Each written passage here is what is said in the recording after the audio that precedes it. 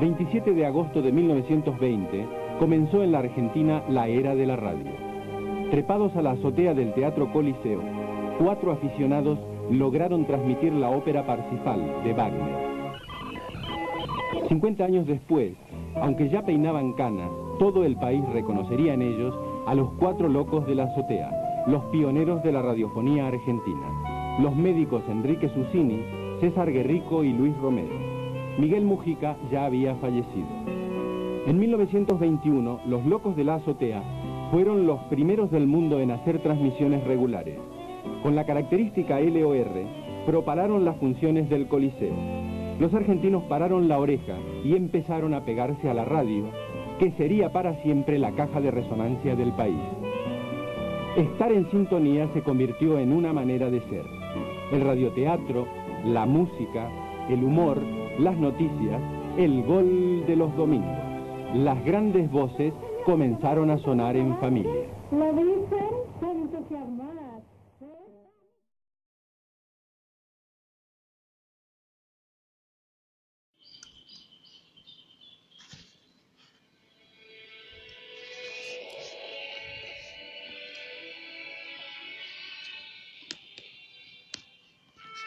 En la década de 1950 se produjo el nacimiento de la televisión en Argentina, que se expandiría en el decenio siguiente, desplazando a la radio de los ámbitos de comunicación masiva que había ocupado. Un 17 de octubre de 1951 se realizó la primera transmisión televisiva del país. En el Día de la Lealtad Peronista fue nada más y nada menos que Eva Perón quien protagonizó la inauguración en Argentina.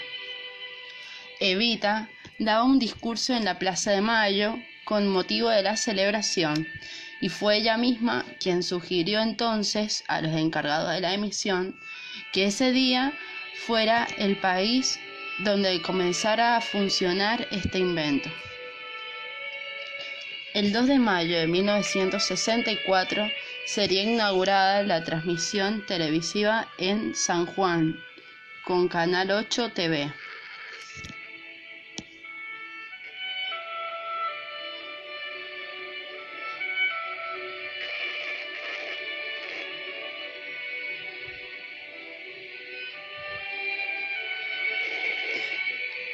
La primer televisora del país, Canal 7, nació siendo propiedad de Radio Belgrano.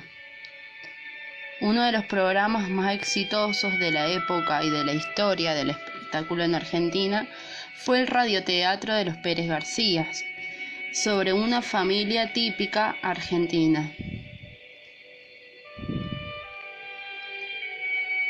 En 1953 fue promulgada la Ley 14.241, la primera en el campo de la radiodifusión, sancionada con el Congreso Nacional en funcionamiento, aunque luego sería reformada por la dictadura autodenominada Revolución Libertadora. Este proyecto fue sancionado durante el peronismo con el fin de formular una planificación en la comunicación. Establecería que el Servicio Nacional de Radiodifusión, conducido por el Estado, será extendido a toda la nación como expresión de la soberanía del país, en orden a la seguridad y a la defensa nacional, para elevar la cultura general de la población mediante la extensión adecuada de la red oficial de radiodifusión, la instalación de radioemisoras privadas que autorice con asistencia técnica y crediticia del Estado,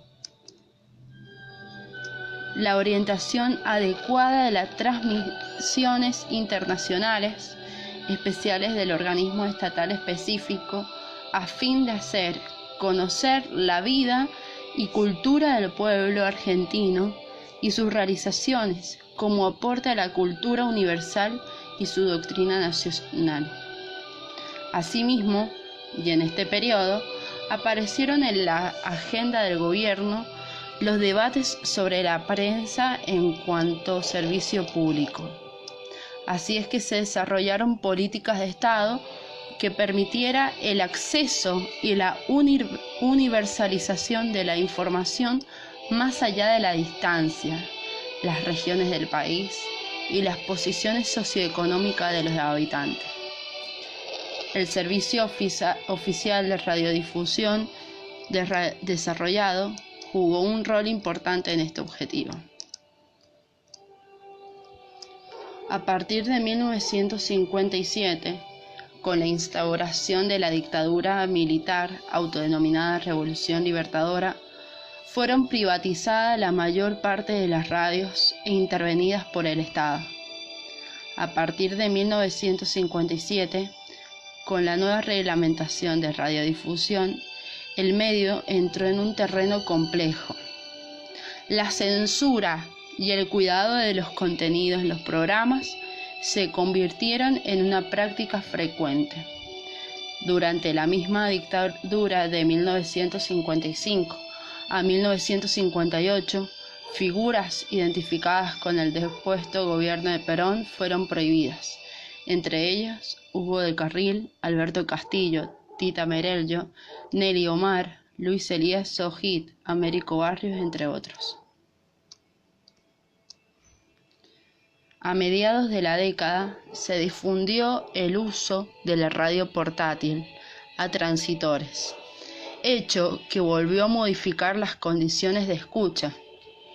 Así, el aparato receptor se desplazaba con el oyente, fortaleciendo las condiciones de fidelidad de éste a una emisora o una voz particular.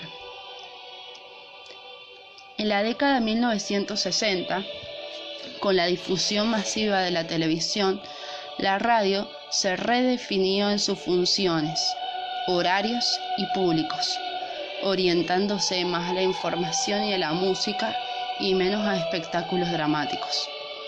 La radio se establece sólidamente en el horario de la mañana, franja a la que recurre una audiencia ávida de obtener noticias recientes de primera mano.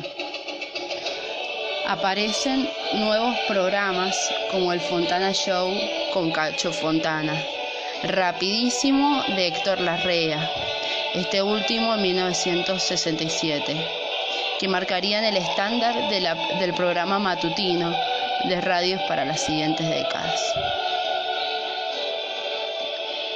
En la década de 1970 aparecen las primeras emisoras en frecuencia modulada FM, produciendo una división en el espectro radiofónico, donde las AM estarían dedicadas a la información y la FM a la música, dicotomía que iría desapareciendo con el paso del tiempo. La locución experimenta un sensible cambio de estilo, con tonos bajos y sugerentes que cautivan la escucha nocturna que la FM recupera para la radio, frente a la televisión. Surgen voces femeninas como Nora Perlé, Betty Elizalde, entre otros.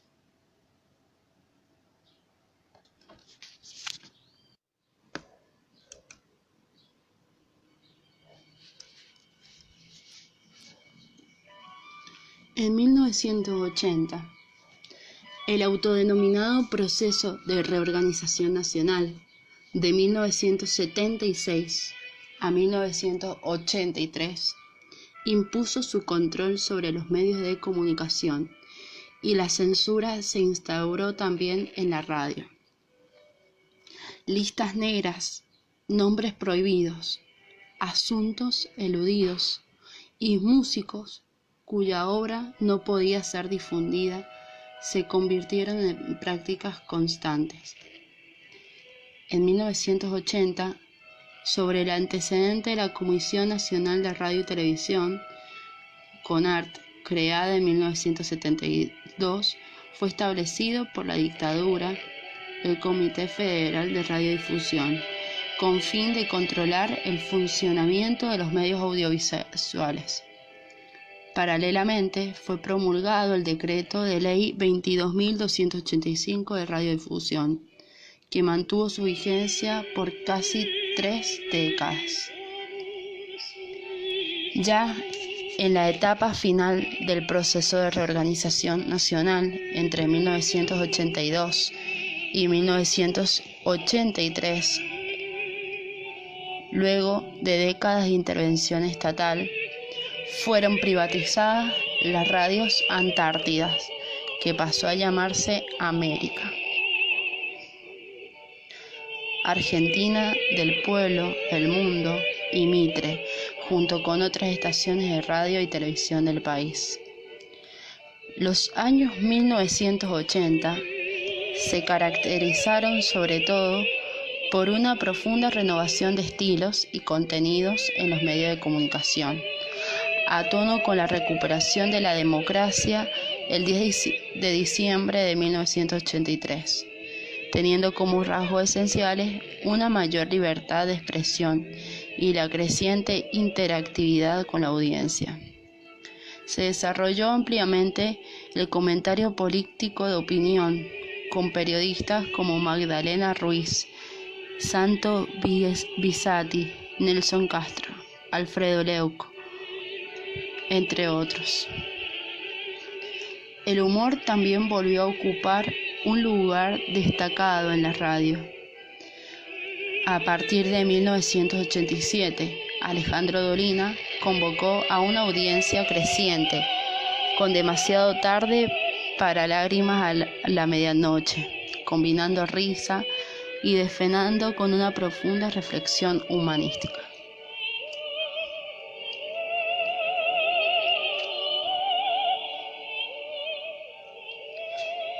La FM inicia un gran despegue, revolucionando la estética del medio. Una de las pioneras fue Rock and Pop, creada en 1985, dirigida por Daniel Ginbank. En 1987 esta radio puso el aire en programas de Radio Bangkok, conducida por Lalo Mir, con un estilo delirante y revulsivo que volvería mítico.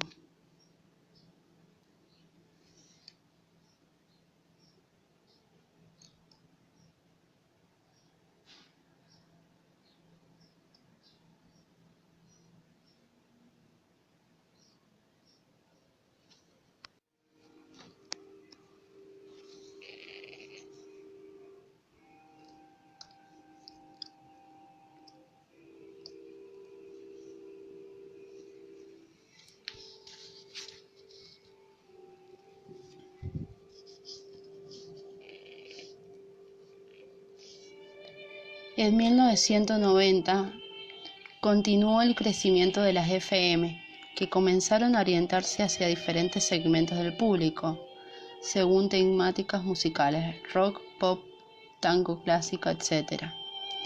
En 1991 llegó el turno de la privatización a las radios Excelsior y Belgrano. La primera pasó a llamarse La Red y la segunda, durante varios años, Libertad. Surgieron poderosos multimedios que comenzaron a concentrar en una sola empresa diferentes medios de comunicación, y a su vez en esto se hizo cada vez mayor la participación de grupos extranjeros en su composición accionaria. Paralelamente, se liberaron señales y frecuencias, apareciendo una gran cantidad de radios de baja potencia de alcance local o comunitario. Entre lo más destacado de estos años se encuentra el programa ¿Cuál es?, de Mario Pergolini, en rock y pop. Una serie de conductoras como Elizabeth Bernarzi. En lo que respecta a las AM, el último día de 1997 dejó de transmitir Radio Argentina, la decana de la radiofonía nacional. Simultáneamente nació Radio 10, ocupando la frecuencia L1, Radio Municipal, en una controvertida licitación que desde entonces hasta el 2012 fue la líder en audiencia.